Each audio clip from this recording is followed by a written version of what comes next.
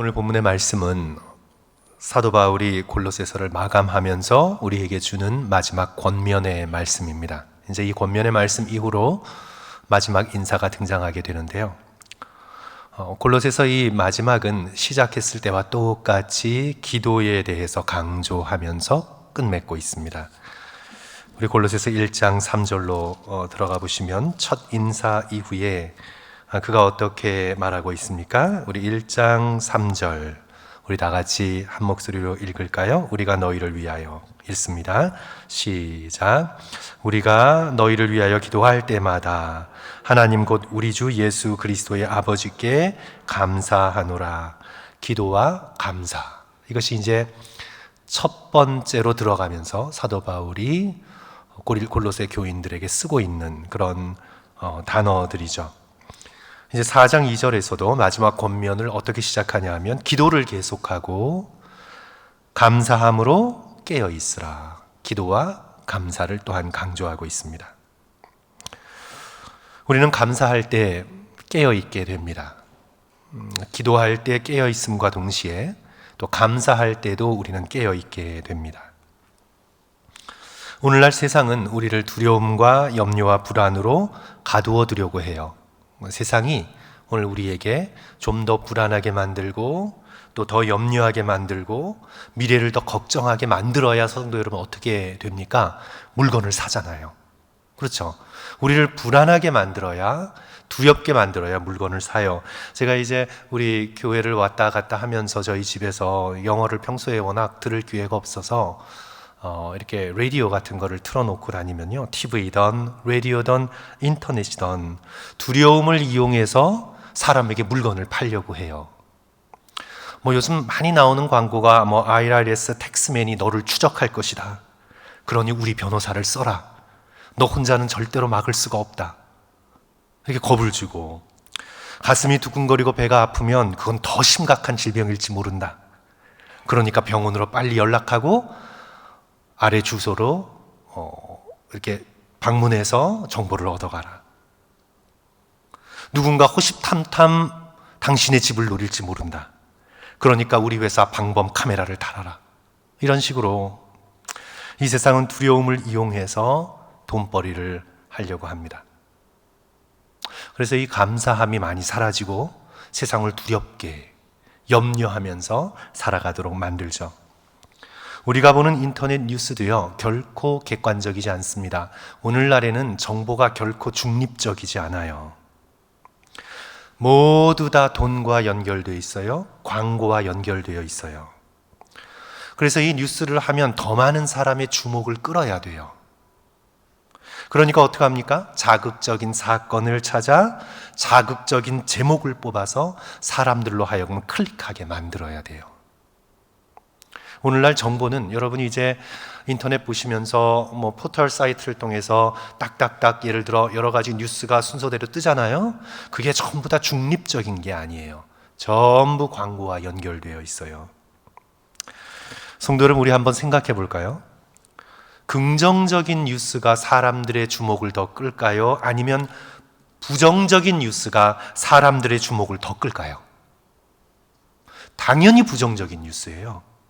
폭로하는 기사, 놀랄만한 사건을 다룬 것, 맨날 브레이킹 뉴스예요. 전쟁 이야기, 특히 검증되지 않은 유튜브의 방송들, 정말 심각한 수준입니다. 뉴스에서 90%는 부정적이고 10%만 좀 긍정적인 뉴스예요. 그래서 우리가 뉴스를 많이 들으면 들을수록 우리는 세상의 부정적인 소식을 접하게 되면서 우리 마음에 두려움과 분노가 일어나요. 그래서 성도 여러분, 뉴스 너무 많이 보지 마세요. 그것을 우리가 핸들할 수 있는 능력이 안 돼요. 잘못하면 우리의 마음이 하나님의 말씀과 하나님을 향한 감사로 채워져 있어야 되는데 뉴스에 너무 밝으면요, 그 다음에는 세상을 향한 염려와 세상에 대한 냉소적인 시각으로 가득 차게 돼요. 뉴스 너무 많이 보지 마세요. 그런 것들의 마음을 빼앗기면 우리는 하나님께서 선하시다는 사실을 생각할 수가 없어요. 하나님은 오늘날도 여전히 믿음의 백성들에게 선하신 분이심을 믿습니다. 그리하여 우리는 그런 부정적인 것에 물들지 말고, 물론 부정적인 것들도 정직히 직면해야 될 때가 있어요. 그런데 내가 직면할 필요가 없는 부정적인 뉴스들을 가득 내 머리에 채워서 내 마음을 불안과 염려 가운데 내동댕이 칠 수 없습니다. 무엇보다 마음을 지키셔야 돼요. 나의 마음이 하나님의 선하심을 바라고 내 마음이 하나님을 향해 감사함으로 가득 찰 수 있도록 우리의 마음을 지키셔야 돼요. 우리는 감사할 때 깨어 있게 됩니다. 그래서 기도에 감사함으로 깨어 있으라.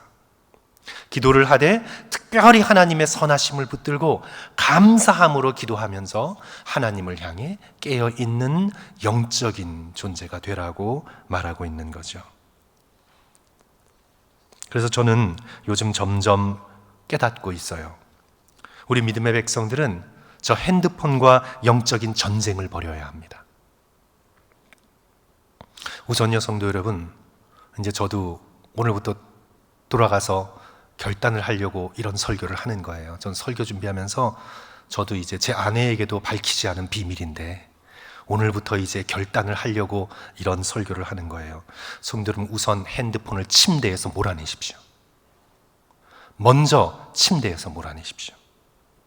잠들면서까지 인터넷, 뉴스, 사건, 사고, 유튜브 방송의 높은 톤의 소리, 항상 긴장을 불러일으키는 소리, 그렇게 세상 뉴스의 침대를 점령당한 채 내버려 두지 말고 오늘부터 침대에서 핸드폰은 아웃. 표정이 아주 안 좋아요, 성도들이. 오늘부터 침대에서, 다른 데서 소파에서 보더라도 침대에서는 아웃. 침대에서 이러고 보다가 떨어지면 얼굴, 눈, 코 다쳐요, 성도 여러분. 네, 다쳐요. 옆으로 보는 거 아주 안 좋아요. 대신 하루를 돌아보면서 하나님의 선하심을 기억하십시오.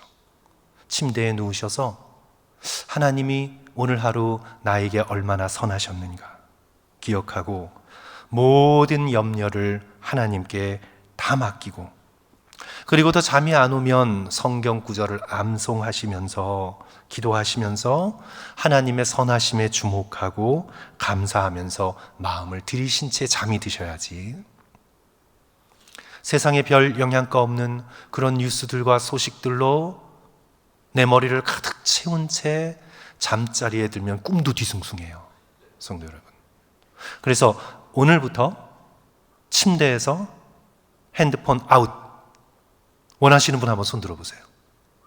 안 들어오시는 분은 참 고집도 세세요, 그죠? 네. 난 핸드폰이 없어요. 아, 목사님, 저는 핸드폰을 알람 맞춰놓느라고 제 옆에 두고 자요. 성도 여러분, 알람을 사세요. 핸드폰은 침대에서 아웃. 그러니까 침실로 핸드폰을 갖고 들어가지 마시고, 알람이 필요하잖아요. 그래서 알람이, 그러면 알람으로 된 아날로그 알람, 뭐 디지털 알람, 아마존 구입하시는 분들은요, 한 10불, 15불이면 다 살 수 있어요. 나 그거 어떻게 구입하는지 몰라요. 그러면 그냥 저한테 오늘 예배 끝나고 하나 사달라 그러세요. 그럼 제가 주문할 때 한꺼번에 주문할게요. 그러니까 핸드폰을 핑계대고 가까이 두지 말고 일단 침대에서부터 핸드폰을 몰아내십시오. 그 대신 하나님을 향한 감사의 제목, 하나님이 오늘 얼마나 선하셨는지, 그리고 말씀을 붙들고 기도에 감사함으로 늘 깨어있는 그런 저와 성도들 되시기를 주님의 이름으로 간절히 축원합니다. 성경에서 깨어있다라고 할 때 이 표현이 깨어있다, 깨어라 할 때 뭐 사단을 향해서도 사용되고 여러 가지 것들을 향해서도 사용되지만, 이제 마태복음 25장을 보시면 이제 깨어라, 깨어있다라고 할 때 특별히 강조하고 있는 것은 예수 그리스도의 재림입니다. 예수 그리스도의 재림할 때가 가까웠으니 항상 영적으로 깨어있어라 할 때 그 깨어있으라는 표현을 강조적으로 사용하죠. 마태복음 25장의 열처녀의 비유가 그렇습니다. 13절, 그런즉 깨어있으라. 그렇죠, 깨어있으라. 너희는 그날과 그때를 알지 못하느니라. 너희는 깨어있으라. 예수 그리스도께서 언제 오실지 모르니 너희는 항상 영적으로 깨어있으라. 세상의 물질, 세상의 쾌락, 세속적인 성공, 이런 것들에 취해서 비틀거리지 말고 깨어 그날을 기다리고 예수 그리스도께서 다가올 재림의 날을 소망 가운데 깨어 있으면서 기다려야 할 것입니다. 오늘날 신앙의 위기는요, 재림 신앙을 잃어버린 데서 온 것입니다. 오늘날 한국 교회든 특별히 이제 자본주의가 발전하여서 돈이 예전보다 훨씬 더 많이 소유하게 된 이 시대 속에서 신앙의 위기는요, 어디서 오냐 하면 재림 신앙을 잃어버린 데서 옵니다. 세상 탓할 것 없습니다. 믿음의 백성들인 우리가 세상 문화에 휩쓸리고 물들어서 어떻게 하면 은퇴 후에 가장 편하게 살까를 고민하기 시작했고, 어떻게 은퇴하며 여행도 하며 인생을 좀 즐기다가 죽을까를 생각하다가 주님의 재림을 기다리는 간절한 기도를 잃어버렸습니다. 오늘 우리는 주님의 재림을 고대하고 기다리는 간절한 기도를 잃어버렸어요.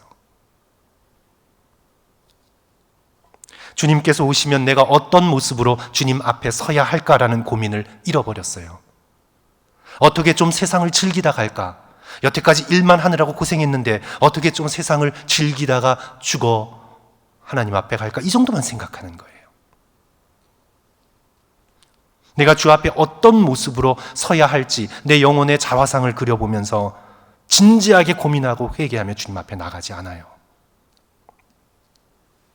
자신의 안락함과 편안함과 체면을 위해서 계획을 세우고 거기에 에너지를 쏟습니다.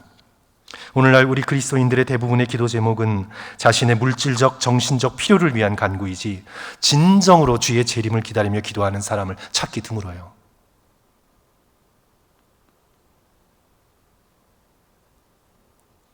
그러나 세월이 오늘보다 훨씬 어려웠던 시절, 핍박이 있었던 시절, 일제시대 때 순교의 각오를 하고 예배를 드리던 그 고난의 시기에는요, 그리스도인들이 절대로 이 땅에서의 안락한 노후 생활을 꿈꾸지 않았어요.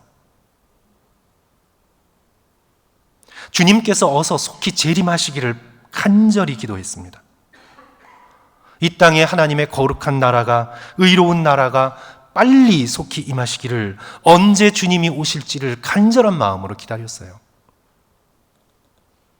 제가 언젠가 여러 번 말씀드린 적이 있는 손영원 목사님의 주님 고대가 1절만 제가 알려드릴게요. 낮에나 밤에나 눈물 머금고 내 주님 오시기만 고대합니다. 가실 때 다시 오마 하신 예수님, 오 주여 언제나 오시렵니까? 이렇게 해서 4절까지 이어져요.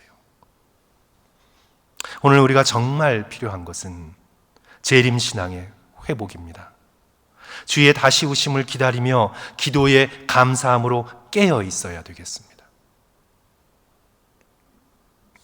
이제 오늘 말씀은 계속해서 우리에게 또 권면하고 있는데요, 이제 우리가 기도하며 감사하며 깨어 있되 3절과 4절 보시면 특별히 복음 전파를 위해서, 또 복음 전도자를 위해서 기도할 것을 부탁하고 있습니다. 3절과 4절 성도 여러분 다 같이 한 목소리로 읽을까요? 또한 우리를 위하여, 같이 읽습니다. 시작. 또한 우리를 위하여 기도하되 하나님이 전도할 문을 우리에게 열어주사 그리스도의 비밀을 말하게 하시기를 구하라. 내가 이 일 때문에 매임을 당하였노라. 그리하면 내가 마땅히 할 말로써 이 비밀을 나타내리라. 우리를 위하여 기도하되 특별히 하나님께서 전도할 문을 열어주시도록, 문을 열어주소서 하고 기도하라는 말씀이죠. 이 전도할 문을 열어달라는 사도 바울의 이 기도의 부탁은 첫째로 이방인을 위한 복음의 문일 수 있어요. 그 문이 유대인에게만 갇혀 있는 그런 복음이 이제 예수 그리스도께서 분부하신 것처럼 사마리아를 넘어 땅 끝까지 이르러 유대인이든 헬라인이든 야만인이든 스구디안이든 누구든 예수 그리스도의 복음을 듣고 구원받을 수 있도록 이방인을 향한 전도의 문이 활짝 열릴 수 있도록 너희들은 우리를 위해서 기도해라. 그런 걸 수 있어요. 사도행전 14장을 보시면 사도 바울이 1차 전도 여행을 마치고 돌아와서 보고하죠. 안디옥 교회에 보고합니다. 14장 27절, 그들이 이르러 교회를 모아 하나님이 함께 행하신 모든 일과 이방인들에게 믿음의 문을 여신 것을 보고하니, 믿음의 문을 열어달라고, 기도해달라고 그렇게 권고하고 있습니다.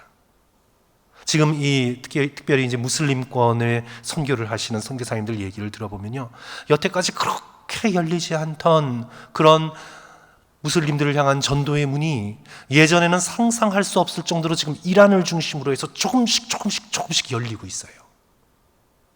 그 문이 열릴 수 있도록 기도하라는 말이죠.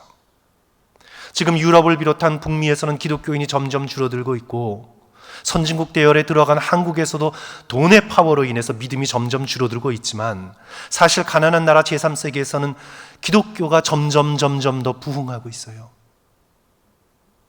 교회가 늘어나고 있어요. 예배드리는 믿음의 백성들이 커가고 있어요. 중국이 저렇게 강압적으로 탄압을 해도 그것은 기독교가 늘어나고 있다는 반증이에요.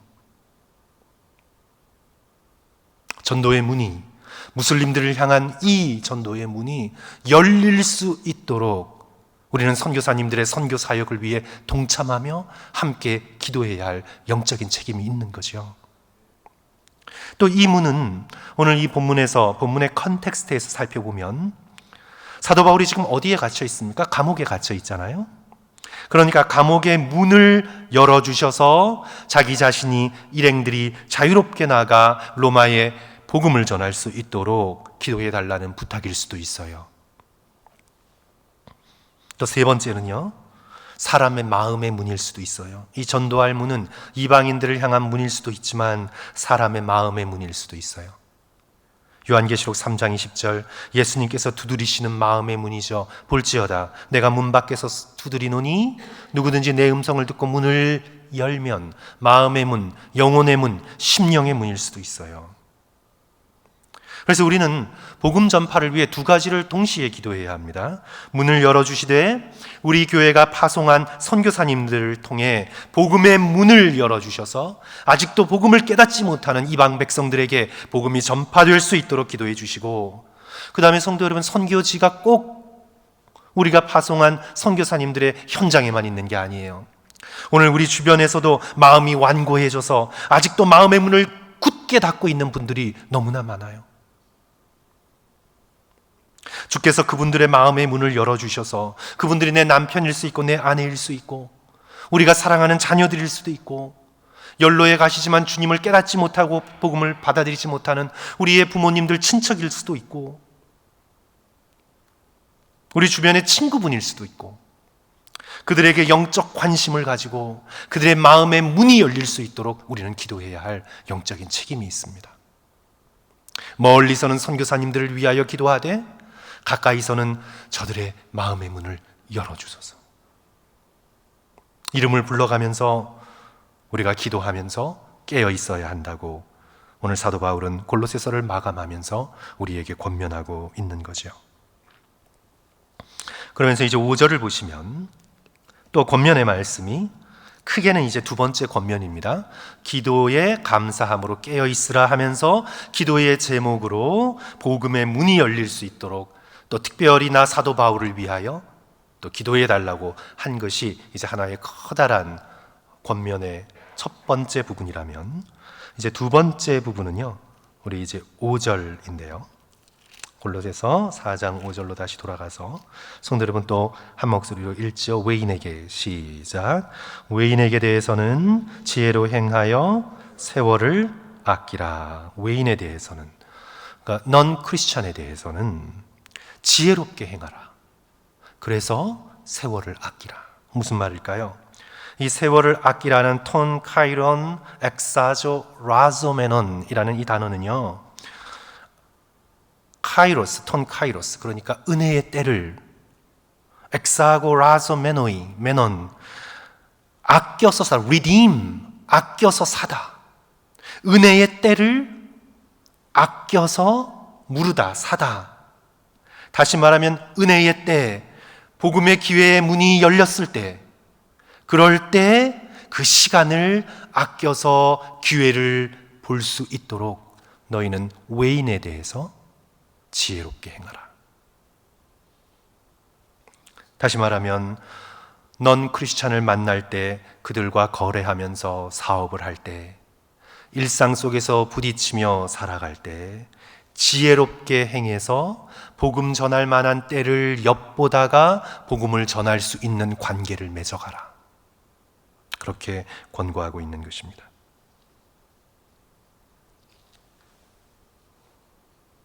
오늘날에도 이 권면은 동일하게 적용될 수 있습니다. 우리가 일상에서 믿지 않는 사람을 대할 때 우리의 태도가 어떤 태도여야 되냐 하면, 내가 저 사람에게 복음을 전할 때, 나의 가장 사랑하는 예수 그리스도를 전달해 주려 할 때 내가 걸림돌이 되지 않도록 나는 지혜롭게 행하고 있나, 그렇게 인간관계를 생각해야 된다는 것이에요. 예를 들어 이제 빵가게에 갔어요. 그런데 빵을 사는데 줄이 너무 길어요. 캐셔가 너무 느려요. 너무 못해요. 막 답답해서 죽겠어요. 그래도 짜증내면 안 돼요.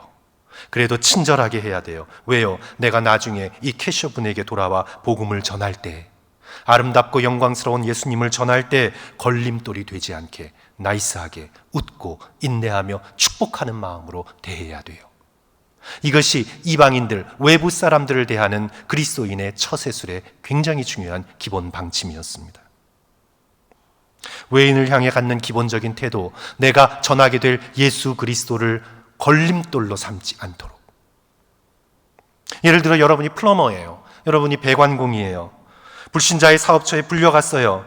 물이 터져서 고쳐달라고 하는데 정성스럽게 합리적인 가격으로 바가지 씌우지 말고 믿을만하게 고쳐줘야 나중에 복음을 전할 수 있죠. 바가지 왕창 씌우고 거짓말하고 나중에 복음 전할 수 있어요? 걸림돌이 되죠. 복음에 걸림돌이 되지 않도록, 예수 그리스도를 전하는데 걸림돌이 되지 않도록 이방인들과 외부인들과의 모든 관계를 지혜롭게 맺어가라라는 말씀이에요. 초대교회 전도는 모두 이런 방식이었어요.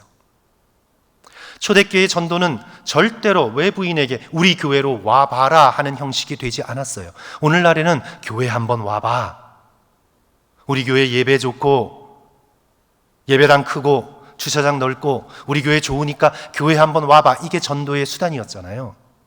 지금도 여전히 그렇고. 그런데 옛날 초대교회는요, 핍박이 있었기 때문에, 핍박을 피해서 예배를 드렸기 때문에 외부인에게 교회로 와보라는 소리를 감히 할 수가 없었어요. 그리스도인들끼리도 비밀 코드인 물고기 표시로서 오늘 예배를 어디서 드린다고 비밀스럽게 예배를 드렸어요. 그럼 이들의 전도는 어떻게 이루어진 거예요? 예배 드리러 교회 한번 와봐. 그러다가 잡혀서 핍박당하면 어떡하려고요? 절대로 외부인들에게 교회 한번 와봐 해서 전도가 이루어지지 않았어요. 그러면 전도는 어떻게 이루어졌어요? 그리스도인들 한 사람 한 사람의 인격과, 그리스도인들 한 사람 한 사람의 성품과, 그리스도인들 한 사람 한 사람이 세상과 다르게 일상에서 살아가는 모습을 통해서 외부인들이 너희들은 어떻게 이런 마음을 가지고 이렇게 헌신적으로 정직하고 아름답게 사니, 무엇 때문이니 묻는 거예요. 교회에 와봐 이러지 않았어요. 그리스도인들의 라이프, 그리스도인들의 리빙, 그리스도인들의 삶 자체가 전도였어요. 그렇죠?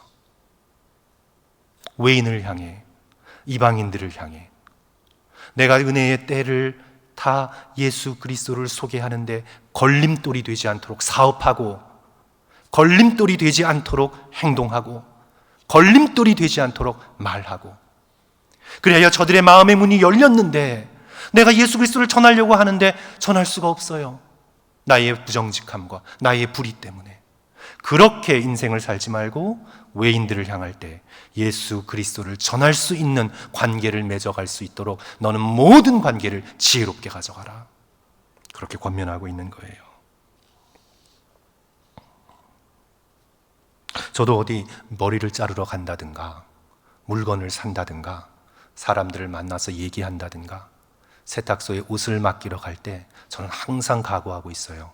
언젠간 탄로 나겠지, 내가 목사라는 거. 그럴 때 흉 잡히지 않게, 그럴 때 시험 들지 않게, 좀 불만스러워도 항상 감사하고 손해볼 생각을 하고 말도 따지지 말고 항상 웃고, 그러다가 그분이 우리 교회 왔을 때 설교하는 저를 보고 시험에 들지 않도록. 이것은 저뿐만 아니라 우리 성도들도 동일하게 적용되는 대인관계의 원리죠. 그것이 바로 오늘 외인에 대해서는 지혜로 행하여 세월을 아끼라, 복음을 전할 수 있는 은혜의 때를 발견하고 이룰 수 있도록 노력하라라는 그런 말씀입니다. 이제 마지막 권면 성도 여러분 함께 살펴봅니다. 자, 6절 말씀 우리 다 같이 한 목소리로 또 읽습니다. 너희 말을 시작. 너희 말을 항상 은혜 가운데서 소금으로 맛을 냄과 같이 하라. 그리하면 각 사람에게 마땅히 대답할 것을 알리라. 말 언어 생활에 관한 권면이죠. 우리가 믿는 사람을 향해서든 믿지 않는 사람을 향해서든 누구를 대해서든 우리는 우리의 말이 항상 은혜 가운데 있도록, 항상 은혜 가운데 있도록, 그리고 그 가운데에서 소금으로 맛을 냄과 같이 언어 생활을 하도록 권면하고 있습니다. 은혜란 하나님이 주시는 좋은 것입니다. 즉 말을 할 때 하나님께서 내려주시는 아름다운 지혜로 좋은 마음으로 말할 수 있도록 항상 말할 때마다 하나님의 은혜를 구해야 합니다.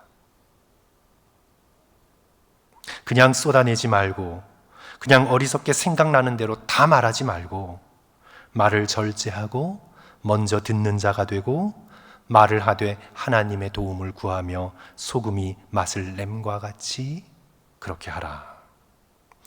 이것은 당시에 오늘날 수거와 같은 이디엄이었습니다. 소금이 맛을 냄같이 말한다 라는 표현은요, 말을 할 때 적절하고 흥미를 돋울 수 있게 참 아름답게 말을 한다라는 그런 표현이었어요. 음식에 소금이 없으면 밋밋하고 심심하잖아요. 말에 포인트도 없고 그냥 혼자 자기 말만 계속 얘기하면 듣는 사람이 너무 지루하잖아요. 밋밋하고 언제 끝나나. 그렇게 말하지 말고 소금을 치면 어떻게 돼요? 맛이 나죠. 다른 맛이 다 살아있잖아요. 우리 말에 소금을 치면 말 한마디 한마디가 다 허투르지 않고 쓸데없는 말이 없이 다 살아있잖아요. 말 한마디가 관심을 불러일으키고 또 더 얘기 나누고 싶고 상대방과 오고 가는 그런 의미 있는 대화를 하게 되잖아요. 특별히 하나님을 모르는 사람과 얘기를 나눌 때 말을 지혜롭게 절제하고 언제나 상대방의 말을 잘 듣고 믿음에 관해서 횡설수설하는 게 아니라 내가 할 수 있는 말을 잘 정리해서 잘 복음을 전할 수 있도록 미리 준비하고 그럴 수 있는 능력을 구해야 된다는 거죠. 4절 하반절 보시면 그리하면 각 사람에게 마땅히 대답할 것을 알리라. 우리의 말을 통해서도 우리는 예수 그리스도를 드러낼 수 있는 그런 믿음의 사람이 되어야 한다고 권면하고 있습니다. 소금으로 맛을 내지 않는 말, 거친 말이죠. 거칠어요. 표현이 너무 세상적이에요. 상대방의 인격을 배려하지 않아요. 또 내가 타픽으로 삼고 있는 말을 듣고 있지는 않지만 그 사람에 대한 인격적 배려가 없어요. 그 사람의 말을 듣던 듣지 않던 언제나 그 사람을 향해 존중된 마음으로 인격적으로 표현하고 말을 쓸 수 있는 소금으로 맛을 내는 말을 우리 모두 다 해야 되겠습니다. 예의 깊고 사려 깊은 말 우리 모두가 하게 되기를 주님의 이름으로 간절히 축원합니다. 사도 바울께서 골로새서의 마지막 권면을 말에 관한 권면으로 끝맺었다는 건 의미심장합니다. 그만큼 교회에서 말을 은혜롭게 소금이 맛을 내듯 하는 것이 중요하기 때문이죠. 또 말 때문에 다툼이 일어나고 시험에 드는 일이 교회에 많다는 증거입니다. 우리 모두 우리의 말을 항상 소금을 친 것 같이 그렇게 할 수 있는 은혜를 달라고 지혜를 달라고 주님 앞에 간구하시기를 주님의 이름으로 축원합니다. 우리 결론을 맺습니다. 성도 여러분, 열심히 기도하되 특별히 어떻게 기도하라고요? 감사함으로 깨어 있어라. 우리의 적은 무엇이다? 핸드폰이다. 그렇죠? 어디서부터 몰아내야 된다? 침대에서부터 몰아내야 된다. 이제는 침대에 핸드폰 놓여 있으면 그냥 확 던져버리세요. 그냥 확, 그죠? 침대에서.